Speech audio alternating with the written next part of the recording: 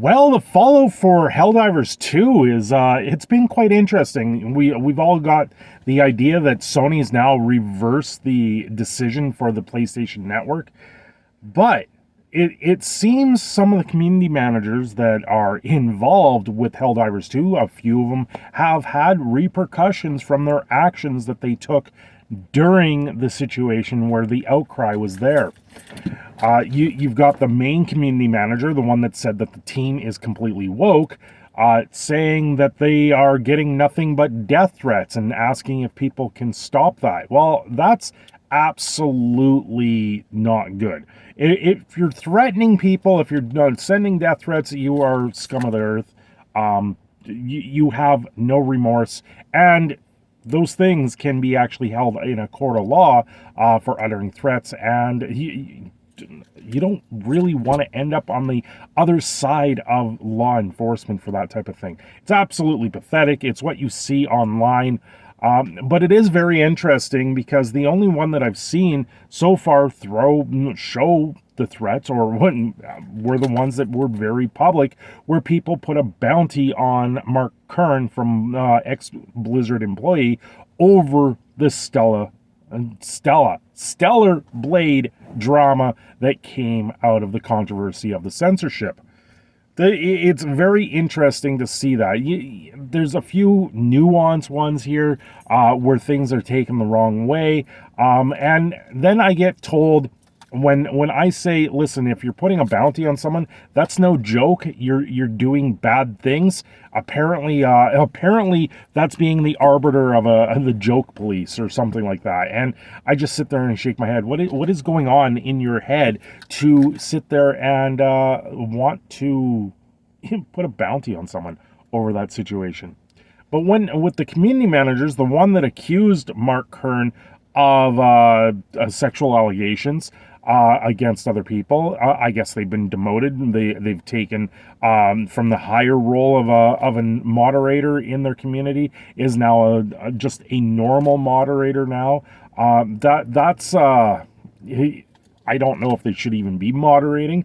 Apparently, Mark Kern's name is no longer being censored in that sense because of the situation with Sony and Helldivers.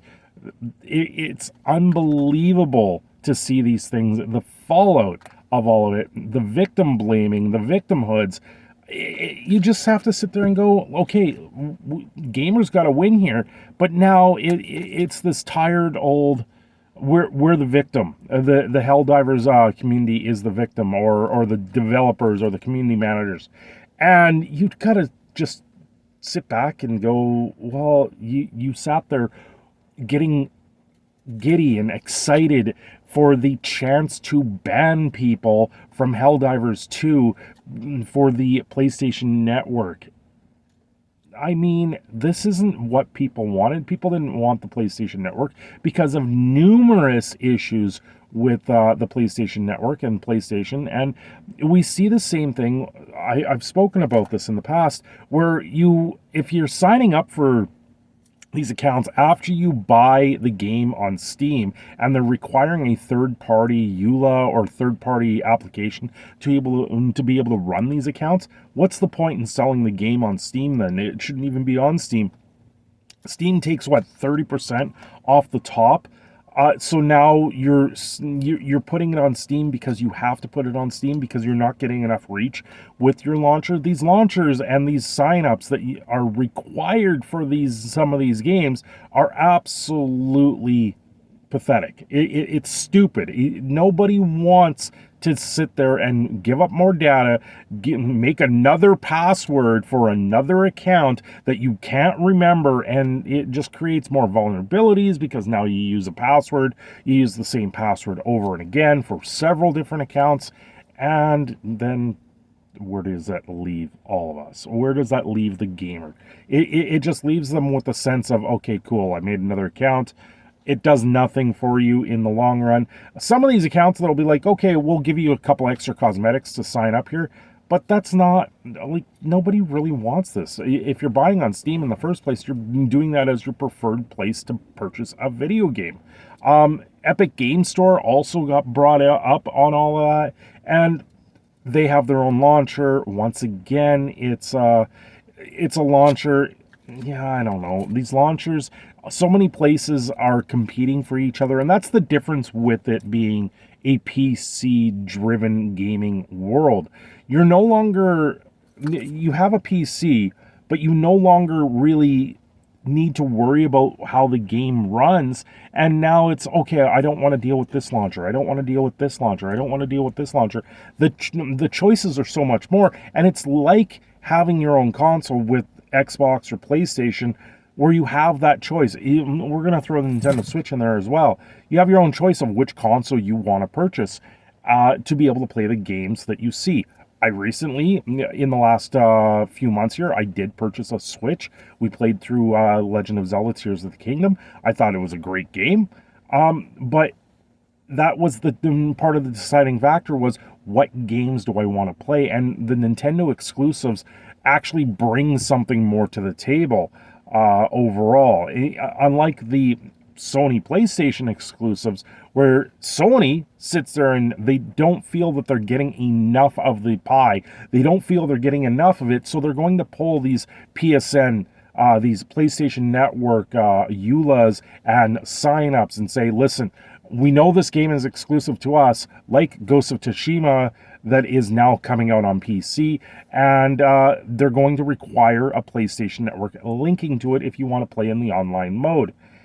So they're trying to figure out their place in the PC world, and that place is just to be a publisher and not push down EULAs, not push down censorship into video games, and just sell the game. That's all people want. They just want you to have a game to be able to play and purchase and buy and enjoy. We don't need all of this drama.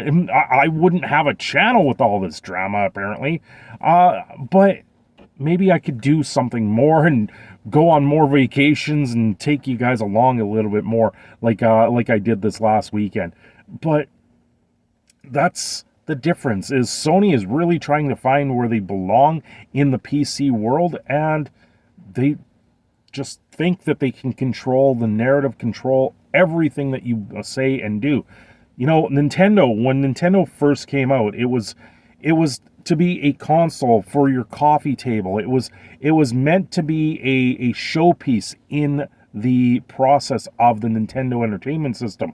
And Sony got so far away from that, they went, okay, we're a corporation. We see what the gaming world is. Let's get a piece of that pie. Let's buy into this and sell these things to gamers. And they're just going to buy, and we're going to be the end-all, be-all, and they're just going to keep coming back. That's why we're seeing the backlash today. That's why you see a lot of people sitting there telling Sony to go F themselves, because nobody wants that mentality. They just want to be able to enjoy their games.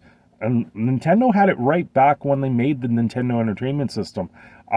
It was a showpiece. It was something that was to behold. And now we look back at that, and you know what they were doing and why Nintendo still outperforms today, even though they don't have the top-end graphics. They don't have the top versions of video games. Anyway, these are my ranty thoughts on the situation over the fallout from Helldivers 2. I'm your proud Canadian Phoenix in the Shadow. I'm signing off here. Don't forget to like and subscribe, and I will see you again very soon.